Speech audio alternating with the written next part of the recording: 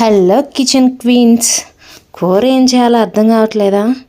పిల్లలు ఏం తింటారో ఏం తింటారో అని నన్ను కన్ఫ్యూజన్లో ఉన్నారా? మీ పిల్లలు ఏం తింటారో తెలుసు కదా మీకు. మా పిల్లలు మాత్రం నేను చేసిన పకోడా కూర అంటే చాలా ఇష్టంగా తింటారు. ఒకసారి మీరు కూడా ట్రై చేయండి అబ్బా. ముందుగా ఒక నిమ్మకాయ సైజ్ అంత చింతపండు తీసుకొని అది వాటర్లో బాగా నానపెట్టాలి.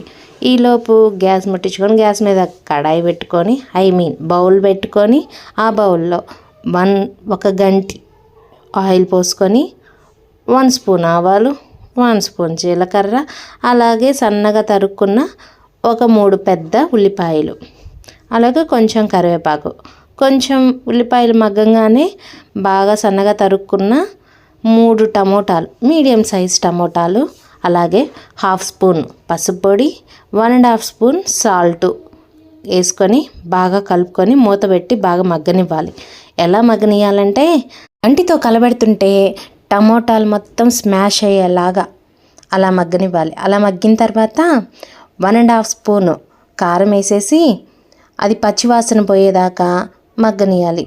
కలిపి మూత పెట్టుకోవాలి. ఒక 10 మినిట్స్ ఆగి అలా మగ్గిందో లేదో చూసారు కదా, బాగా మగ్గిపోయిందబ్బా. ముందుగా మనం నానబెట్టుకున్న చింతపండు పిసికి ఆ గుజ్జునంతా తీసి కూరలో పోయాలి. అలాగే ఇంకొంచెం వాటర్ అనేవి యాడ్ చేయాలి. అవి కాకుండా 1/2 గ్లాస్ వాటర్ కూడా యాడ్ చేయాలి. మరీ పల్చగా ఏమనిపించదు, కావాలంటే చూడండి చిక్కగానే ఉంది కూర. కాబట్టి ఇది కరెక్ట్ కన్సిస్టెన్సీ సరిపోతుంది. మూత పెట్టుకొని ఒక్క 10 మినిట్స్ మీడియం ఫ్లేమ్లో పెట్టుకొని మగ్గించిన తర్వాత చూసారు కదా చిక్కబడిపోయింది. ఒకసారి సాల్ట్ సరిపోయిందో లేదో చూసుకొని, సాల్ట్ నాకు సరిపోలేదు అది చూసి వేసుకున్నాను.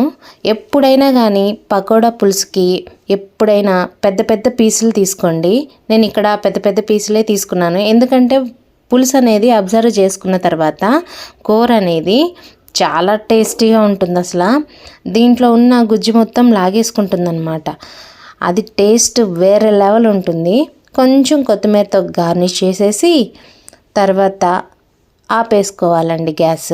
ఒక్క 10 మినిట్స్ ఆగి చూస్తే కూర చూసారా, నోరు ఊరిపోతుంది. చికెన్ ముక్క కూడా దేనికి పనికిరాదండి, అంత టేస్టీగా ఉంటుంది. నాది గ్యారెంటీ.